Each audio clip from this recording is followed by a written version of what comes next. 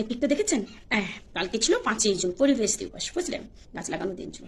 তো গাছ লাগাও, প্রাণ বাঁচাও, তাই না? তো আমাদের দেশের প্রধানমন্ত্রী গাছ লাগিয়েছে প্রাণ বাঁচানোর জন্য, যে গাছ লাগিয়েছে সিঁদুরের ব্যবসা করার জন্য, নাকি গাছে নাকি সিঁদুর ফলবে, বুঝলে? তা অন্ধভক্ত মা বোনেরা আজ থেকে আর স্বামীর পকেটের টাকা নিয়ে সিঁদুর কিনবে না, কেমন? ওই গাছের সিঁদুর ফলবে। তুই একটা হিন্দু ঘরের মেয়ে হয়ে সিঁদুরের এরকম অপমান করছিস, সিঁদুর নেই সব বলছিস। তবে একটা কথা শিওর, যে তোর কপালে এই সিঁদুর উঠবে না, তোর ভাগ্যে এই সিঁদুর জুটবে না। কারণ তুই সেটা ভেবেই নে। তোর তো একটা ভাতার ছিল, তোকে ছেড়ে দিয়ে চলে গেছে। তা তুই এখন দ্বিতীয় ভাতার যাদেরকে ধরছিস, তাদের ধর্মে তো সিঁদুর শাখা সিঁদুর চলে না। তোর ভাগ্যে ওর জন্য শাখা সিঁদুরটা নেই। ঠিক আছে, তোর নাম পরিবর্তন করে নে, পদবি পরিবর্তন করে নে।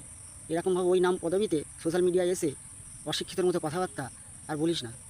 একদিনের ফল বুঝতে পারবি, নিজের ধর্মকে এরকমভাবে ছোট করছিস। একদিন তুই ঠিক বুঝতে পারবি, আমার কথাটা লিখে রাখিস, ঠিক আছে? আর কদিন দালালি করবি, এবারে বন্ধ কর দালালিটা।